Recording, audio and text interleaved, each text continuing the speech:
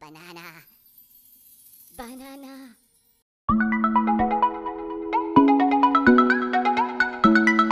Welcome back everyone to another video, and in this one we'll be taking a look at a new development board by the Banana Pi.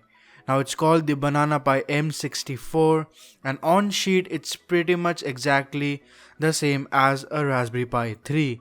It has a Cortex A53 quad-core CPU clocked at 1.2 GHz, but instead of a single gigabyte of RAM, it actually has 2 gigabytes of RAM. Now that is going to make a difference in certain application, and we'll be checking it out in the coming few days.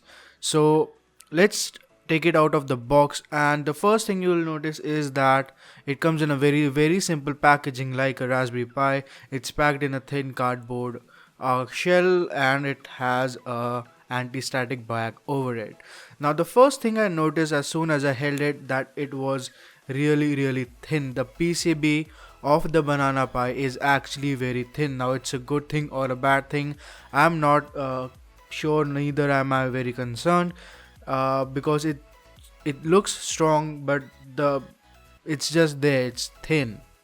Moving on, it actually has a few more things.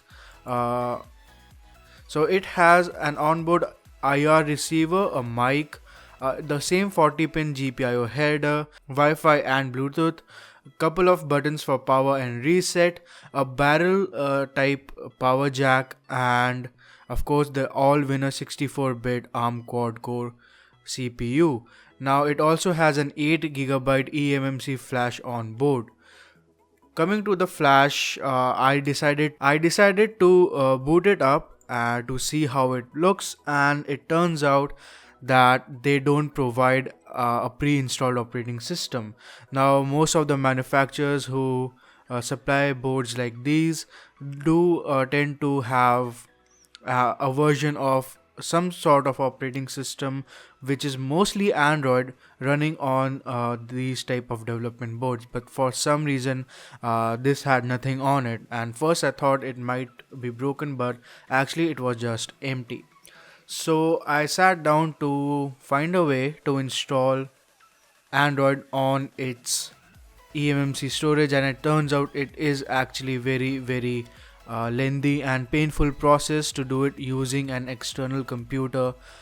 And if you want to do it by booting Ubuntu on an SD card on the Banana Pi, it won't work right now because the Ubuntu distribution doesn't detect the eMMC. It doesn't have the required drivers. Now the Ubuntu distribution is another story in itself. I will be dealing with it later, but for now Android works, and we have Android Marshmallow. It does not come with any sort of Play Store, but it's a fairly well implemented operating system. Everything works. I have a few benchmark videos on the way. Apart from that, I'm really concerned about the thermals of this CPU because this doesn't come with any sort of heatsink, and the Raspberry Pi CPU tends to get a bit too hot, and I am guessing this one will as well. So we'll take a look at that. The Android operating system also comes preloaded with a version of Kodi, and it supposedly has hardware HEVC or H.265 decoding built in. So we'll take a look at that as well, maybe in a later video. So this was about it. The initial impressions are not much because I haven't played with it long enough. I'm still experimenting with it. So yes, Android works. You need to have a separate system to load it onto the onboard eMMC, and apart from that it looks pretty cool.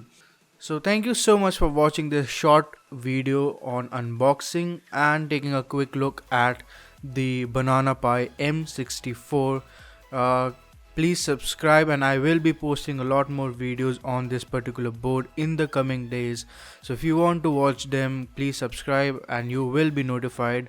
So thank you so much, and I will see you all in the next one.